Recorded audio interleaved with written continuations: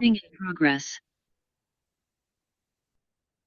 I just pulled it Oh, up. that's good to know. Yeah. So what it did.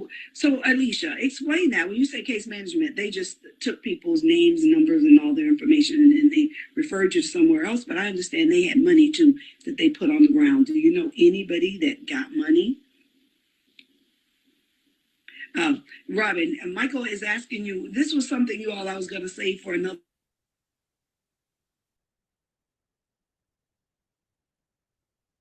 Let's get out the gate on this now. In fact, this is a conversation that we've been having to put together. Robin's working on her platform, but she can tell you what she's doing. She knows exactly. Data file has not set up a date yet. In my early state. Oh, Gretchen was talking about the food stamps. She's saying they have not set our date yet. I want to say, Gretchen, it might be the end of this year. I mean, I'm on the computer anyway. So, Robin, why don't you tell them a little bit about why it is that you know that you will be the best rep? Because Diane told me I would. You are sick. That's one of them things like Murphy told me I would make a good state rep. And what did I do? I ran for the job. But we all know the passions that we have and the things that are important to us. So, you. So Mike, thank you for that question. And my answer is that I have been in the community for years, over a decade. And my idea of community is that a community that's winning. When I was Democratic Black Caucus, my goal at that time when Diane and Dr. Miles handed the baton to me, hey, we have the foundation, but we were shifting into a different direction. And that direction was that I wanted the organization to be in the community, of the community, not that we weren't, because we were building with Diane and Dr. Miles. But that's why I held 10,000 forums, because I wanted, and the candidates hated it, but I wanted every opportunity for the community to have an opportunity to listen to, hear the people that they were going to vote on. And whether one person showed up or 10 people showed up or 100 people showed up, the information my feel was that was the information for whoever showed up, and then they would get another opportunity to do it. I always want the community to win. I understand access. I understand laws. I understand lobbying. I understand the outline of it. But how do I present that and give that information to the community to make them win? I just want to see the community win. Win with resources, win with access, win with understanding process. I will continue what Diana said. Diane, again, has set a great foundation, right? So it's not hard for me to continue that, because we, even today, working in two different organizations, we are like in sync. So it will be a continuation of what Diane has done. My concern is affordable housing, the lack thereof. But and it's two tiers to that: affordable housing for people to afford a house, and then guess what? The other tier of that is renters that are lost in the shuffle. That's what I've been fighting for locally, and I feel very confident that what I'm fighting for locally, it can be extended in Tallahassee, because I understand about lobbying. I understand about ordinances and creating ordinances and so forth. What Diane is working on, prison reform, conditions of prisons. I used to go out to, Diane, I used to go out to Zephyr Hills with Reverend Dixon. Absolutely. Yeah, I know that. But again, yeah, people make mistakes, but they shouldn't be treated like animals. Because if they're treated like animals, they're going to do what? Come out acting like animals. So how can we make an impact and change that? How can we even get people to rally around prisoners being treated humanely? Right? School district. And I thought about this week, because there's so much going on in the school district. Not sure what the platform would be about because there's a lot going on. But we need better schools. We need better schools. We need better policies in schools. We need better teachers to be paid for what they do. Right? So teachers do need increases. I want to, and not only teachers, right? And I don't know what secondary, the office staff, the lunchroom, the janitors, the bus drivers. You know, Diane, you know what I said when I retired? What? And I laugh about this, but I'm so serious because I love being with kids. I want to be a bus driver when I retire, a school bus driver. And you know why? Why? Because Miss McDaniel, her name was Miss McDaniels. She was my bus driver. This is in the 10th, and when I was going to Tempe Tech. That lady did not play on that bus. And I hear about all the horror stories with kids on buses. Miss McDaniels used to pull that bus up on 275, put it on the shoulder, and said, "Until y'all sit your behinds down, we ain't moving." And guess what? Belmont Heights, because that was Frank Jackson and Mark Blocker acting a fool. They had to make a decision whether they're going to sit on the shoulder of the interstate, or they were going to make it in time for the donuts. Because if we got to school late, we missed breakfast. Right, exactly. But and again, I am running because I love community, I love people, and I have the wherewithal to help people, and I'm not stingy with that. No, you're not. It's help with expectation, though. Right. Expectation that you're going to take the information and if you have the ability to give it to somebody else, you're going to share it. Expectation is that when you get the information and you get the help, that you're building up to move forward to being self-sustainable, right? To make yourself better, right? That's an expectation. Expectation. But I know that I will be a great representative because I've already been fighting and I've been representing. Yes, you have. And let's be clear. This is not my job. I can take Florida Rising's job and I can do nothing. I can do the bare minimum, but that's not in my heart because I've always gone above board to do different things. When I was president of Black Caucus, when I was the political chair of NAACP, we've always met our goals of voter registration. We put on forms during that time. So I have the spirit of excelling. I think that's why I was somber. So let me just take a moment. I was feeling somber this morning because I mentally, Diana and I had a conversation this weekend, and then I got another phone call, and it got in my brain. And I'm a pretty confident person, right? Mm-hmm. But that's by God's grace. Not cocky, but I'm confident. I'm confident in who I am. I'm confident in what I mean to myself and what I can do, my abilities, right? I'm confident that I'm not going to do anybody wrong. But, I was second guessing myself for a second, and we're allowed to do that. Oh, yes, ma'am.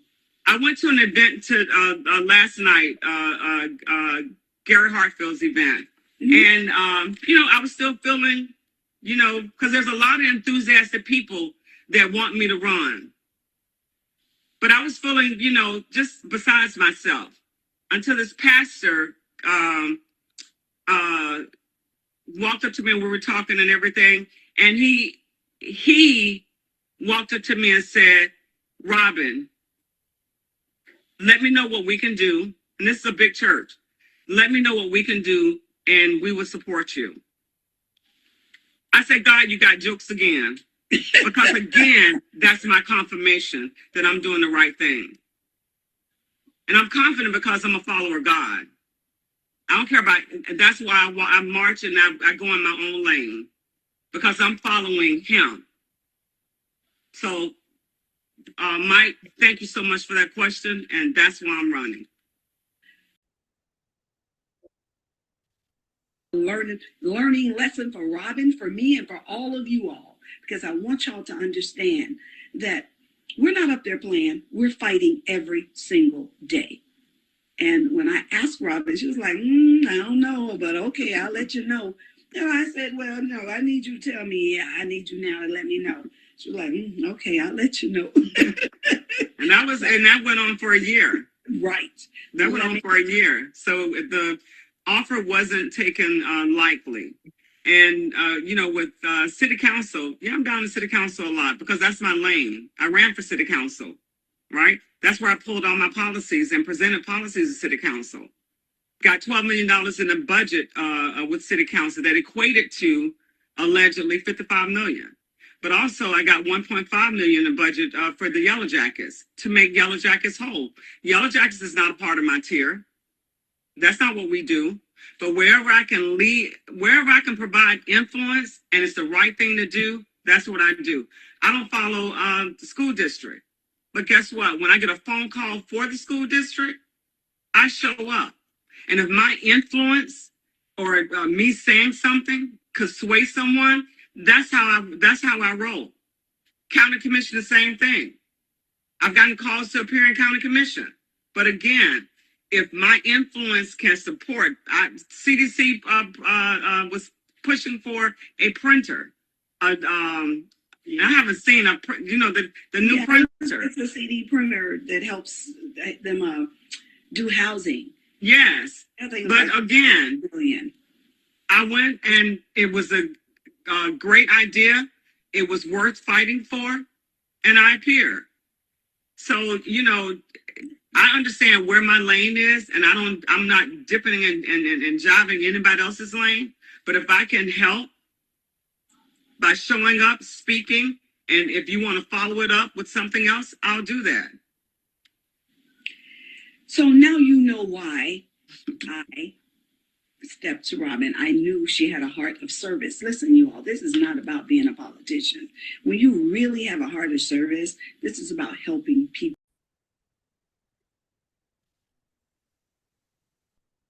Several times, but what we do have the ability to do is to get ourselves 4 or 5 seats that can back them up some. Right. And that's what we have to do. We need you all. So my thought is for the next few weeks, you all, what I'd like to do is people who are in races, I'm going to start reaching out to them. I'd like to know, why'd you get in the race? And right. Forthcoming will be some forums that, people will talk and all of that. But I think here on our Facebook page, we get to it's raw. It's not, they're not sitting in the front of all the people, they home. So sometimes people feel a little bit more comfortable when they're not in the front of a lot of people. And then I will also be doing interviews on Roku, on the Lit TV network, on my opening statement, so that you all can see them on television. People all over the world can actually see them and hear what they're saying. Because once somebody comes out of that mouth, you can hold us accountable to those things that we have promised to do. Period. So I've always tried to do everything I had on my little bucket list. If it was on my platform, I have dealt with it in some form or fashion because I promised you all when I went in, these are the things I'm going to work on. I done worked on some stuff y'all don't even know I worked on. Some things I forget I've even worked on. And when my staff reminds me, I'm like, oh, I participated in that. And be like, yeah. Right. Well, hey, I've been at this 8 years. You think I can remember all the things I participated in? No, I can't. This was my hope, Robin, and I don't know if I'm going to get it or not. I don't know if when I get to Tallahassee this week, they'll give me a date of when my final speech will be. You all, what you might not know is that when you're coming to a close and you're a senior, they allow you to stand. I think you have about 10 minutes to talk about your time. And, I serve on boards. So and I want to continue, how do you, if you're interested in getting into politics, or if you're interested in understanding something more about a board, how do you do it, right? Because I get phone calls in regards to individuals running and interested in running. But how do you do that? Because again, it's not, one would think that, or one wants you to think that, hey, just attorneys should be in politics or be electeds. That's not true. They need the pulse of people that understand. That's not in a button. I'm not saying all attorneys are in bubbles, because not saying that. But again, right. Regular people understanding the process, or regular people that can bring that conversation when they're creating these crazy bills, and you're saying, "Oh no, that won't work for my community." Exactly. You need to put a T where that X is. Right. You have lived experiences, so who better to serve than somebody who's been there? If I had a gold spoon in my mouth all these years, I wouldn't know anything about what people go through because I've never experienced anything. So I think it's important. And in fact, I have to laugh every time I think back to when I ran in 18 and there was somebody in my race in the community who was up in arms, and they were like, "Oh, no more lawyers." No more lawyers. So no, we cannot support single lawyers. My being a single mom of 2 boys, my having to catch a bus, 4 or 5 buses to work, and then still walking from the West Shore Mall to the Howard Franklin each morning. Me facing eviction, and I've gone through me being arrested for something somebody did on a mortgage claim. Diane, you remember I told you about that? Well, everybody knows. No, it's public record. No, you did not. Remember, I was working with you when you were doing all of our appraisals. Yeah, it was public records. Aware of it. Yeah. So again, me fighting for myself, me dealing with the courts, and them wanting to offer me a plea deal, and I'm like, no, offer me a plea deal when I've done something. Right. But by the grace of God, because again, He ordered my steps. Right. So I have all this experience. Human experience it's critical that I can reflect on. That's right. I can reflect on. You know why I fight for housing as much as I do? Because I was one of those people that didn't know. And back then I was robbing Peter to pay Paul with 2 kids. Know about it. I didn't know. I cleaned their apartment and left the key. Didn't know that they still had possession of the house. I mean, you still have possession until it's signed off. Right. So if I couldn't afford it, if my car broke down, which my car broke down a lot back then, because I paid $500 for a car to get me and my son back and forth. So again, that's why I have a whole lot of common sense. That's why I can empathize with people, because I've walked in their shoes. I understand. That's right. I understand. My story is open. It's public. My story is public. But I'm guided by God. And He has seen me through all of this. Been there, know about it. And that's why I have no fear. Speak truth to it. Listen. That's why I have no fear. Right. Angela Burton.